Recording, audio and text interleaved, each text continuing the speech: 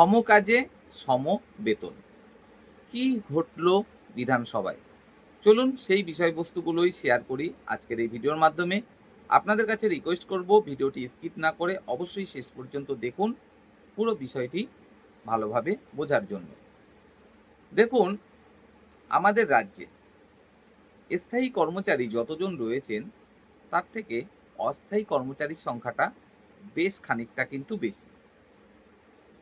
স্থায়ী কর্মচারী যেখানে স্যালারি পাচ্ছেন প্রায় 40,000 টাকা, সেখানে একই কাজ করছেন একজন অস্থায়ী কর্মচারী, তিনি স্যালারি পাচ্ছেন, সরি, স্যালারি নয়, সাম্মানিক, তিনি সাম্মানিক পাচ্ছেন মাত্র 12,000 টাকা।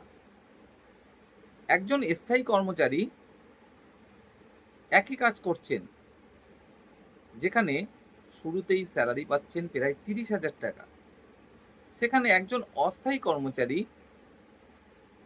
সাম্মানিক পাচ্ছেন মাত্র 8,000 টাকা। একই কর্মচারী যেখানে শুরুতেই স্যালারি পাচ্ছেন 30,000-এর উপরে, সেখানে একই কাজ করছেন একজন অস্থায়ী কর্মচারী মাত্র 5,000 টাকায়।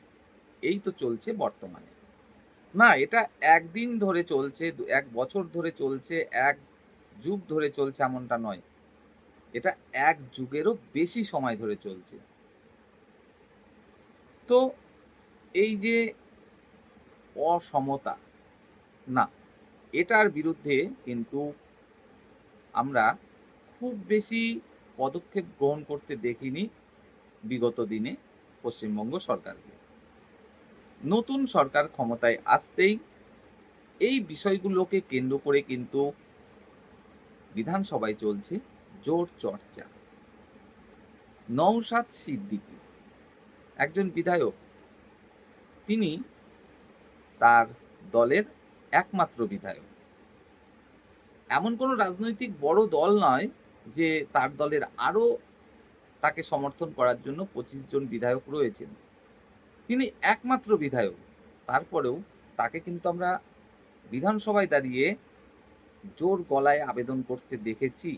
এবারের এবারের নতুন যে বিধানসভায় বৈঠক চলছে সেখানে, যে না, এটা চলতে পারে না, সম কাজে সম বেতনের দিকটি অবশ্যই বিবেচনা করা প্রয়োজন। এবং সেই বিষয় নিয়ে পশ্চিমবঙ্গ রাজ্য সরকার, হ্যাঁ, নতুন রাজ্য সরকার, তারা কিন্তু অলরেডি চিন্তাভাবনা শুরু করে দিয়েছে। এবং যতদূর জানা যাচ্ছে পশ্চিমবঙ্গ সরকার বর্তমানে আর চাইছে না কোনো অস্থায়ী কর্মচারী পশ্চিমবঙ্গে রাখতে। আর সেই কারণেই একটি নির্দিষ্ট বেতন কাঠামো কিন্তু আসছে সমস্ত অস্থায়ী কর্মচারীদের জন্য। সেখানে ওই যে ভোট আসবে 3 বছর 5 বছর পরে 1,000 বাড়িয়ে দিলাম, এরকম ব্যাপারটা কিন্তু থাকবে না। যেমন আমরা দেখছি একজন সিভিক ভলেন্টিয়ার দাদাভাই, তিনি কিন্তু একজন পুলিশ কনস্টেবলের থেকে এক বিন্দু কম কাজ করেন না। রোদে পুড়ে বৃষ্টিতে ভিজে কন্টিনিউ তাকে কিন্তু কাজ করেই যেতে হয়, কাজ করেই যেতে হয়। তারপরেও তিনি কিন্তু এখনো একটি নির্দিষ্ট বেতন কাঠামোর মধ্যে আসতে পারেননি। প্রতি বছর নির্দিষ্ট হারে তার বেতন বৃদ্ধি পায় না। আর ডিএর কথা তো দূরের কথা, হাউস রেন্ট, সেগুলো তো আর ভাবাই উচিত নয়। শুধুমাত্র তাদের একটা সাম্মানিক দেয়া হয়, তাও কবে বৃদ্ধি করা হয় সেটা নতুন করে যখন ভোট আসবে তার আগে, ঠিক আছে 1,000 বাড়িয়ে দিলাম, এই তো হচ্ছে ব্যাপার। তো যে করুণ অবস্থা তাদের, তাদের সত্যি কথা বলতে একটা সংসার চালানোর জন্য যেটুকু ন্যূনতম অর্থ প্রয়োজন তার অর্ধেকও পায় না। তো কিভাবে চলবে?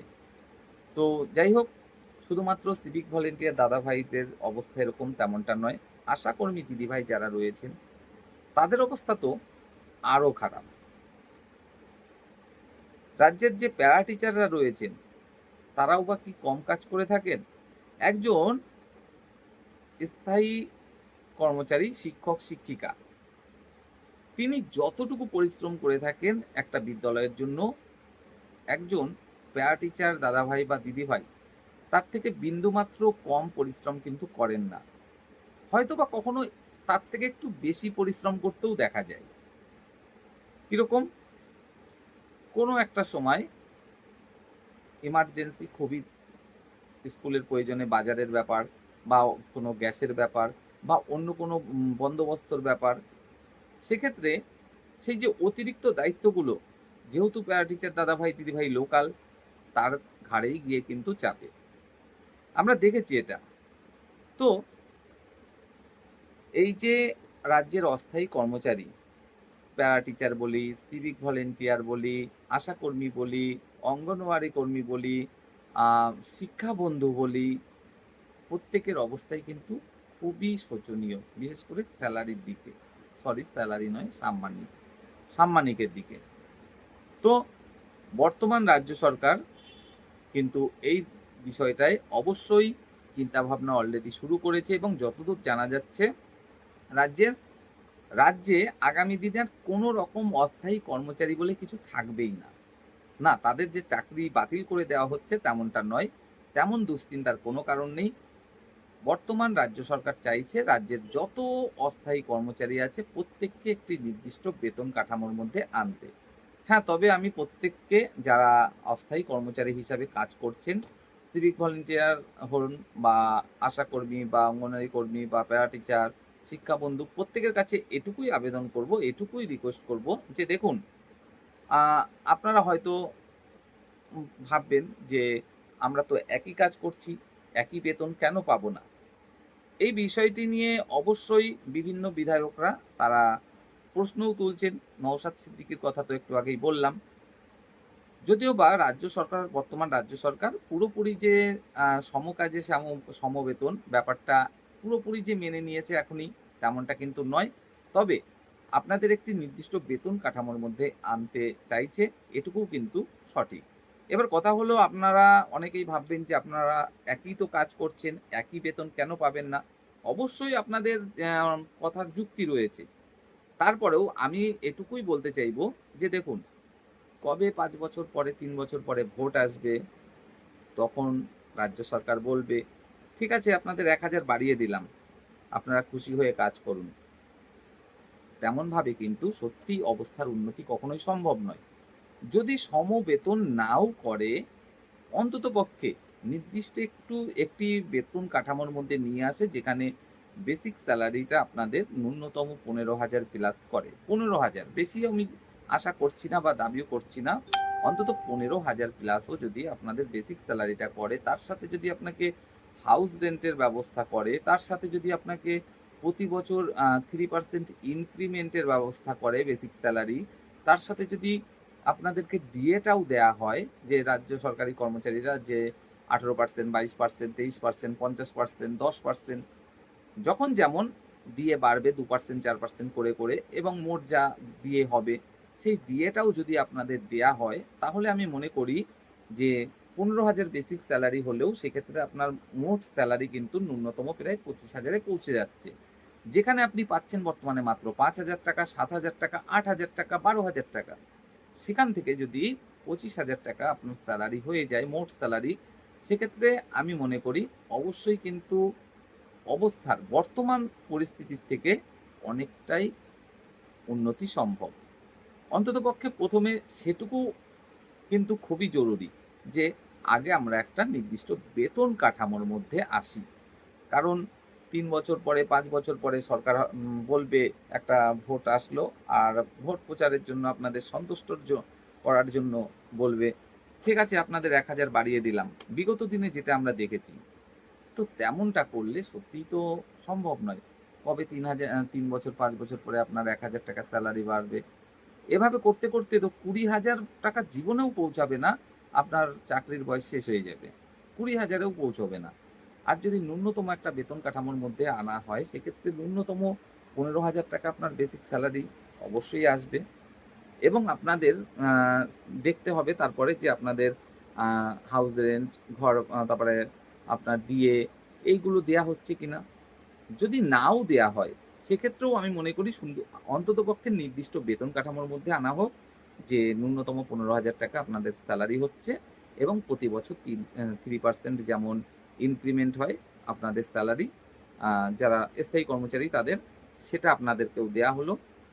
তাহলেও আমি বলব অনেকটাই কিন্তু ভালো। কারণ সেটুকু হলে তারপরে কিন্তু আপনারা দাবি করতে পারবেন যে আমাদের কেন দিয়ে দেয়া হবে না? তারপরে আপনারা আবারও দাবি করতে পারবেন যে আমরা তো একই কাজ করছি, কেন আমাদের ক্ষেত্রে বেতন কম দেয়া হবে? তো ধীরে, ধীরে কিন্তু অবস্থার উন্নতির কথা আপনাদেরকে ভাবতে হবে। তো প্রাথমিক লক্ষ্য এটাই হওয়া উচিত আপনাদেরও, যে আপনাদেরও নির্দিষ্ট একটা বেতন কাঠামোর মধ্যে অন্তত আনা হোক। না, ডি গ্রুপের সেলারি সমানও হওয়ার দরকার নেই। নতুন একটা গ্রুপ তৈরি করা হোক না কেন? ই গ্রুপ করা হোক ডি এরও পরে। অর্থাৎ ডি গ্রুপে যেটা আমরা দেখছি বেসিক সেলারি, তার থেকেও কম করা হোক। ই গ্রুপ বলে একটা সে তৈরি করা হোক। সেখানে ডি গ্রুপের থেকেও আপনাদের কিছু বেসিক সেলারি কম করা হোক। অসুবিধা নেই। এবং তার সাথে বাকি যে সুযোগ সুবিধাগুলো সেগুলো দেয়ার ব্যবস্থা করা হোক। নিশ্চিতভাবে আমি মনে করি অবশ্যই অবস্থার উন্নতি সম্ভব এবং ধীরে, ধীরে আপনারা তখন একটু, একটু করে আরো দাবিগুলো করতে পারবেন যে আমরা কেন এটা পাবো না, কেন ওটা পাবো না। কিন্তু ১ম এ প্রয়োজন যেটা সেটা হলো নির্দিষ্ট বেতন কাঠামো। তো আপনাদের জানি না যে ভিডিওটি কেমন লাগবে। যদি আপনাদের মনে হয় যে এই ভাইটি বা এই দাদাটি একদম সঠিক কথা বলছে, তাহলে অবশ্যই ভিডিওটি অন্যান্য দাদাভাই, দিদিভাইদের জন্য শেয়ার করবেন। আর আপনাদের সাপোর্ট অবশ্যই প্রয়োজন আ মোটিভেট হওয়ার জন্য, পরবর্তী ভিডিওর জন্য। তো সেক্ষেত্রে বলব অবশ্যই ভিডিওটি শেয়ার করবেন, লাইক করবেন, কমেন্টে জানাবেন আপনাদের মতামত।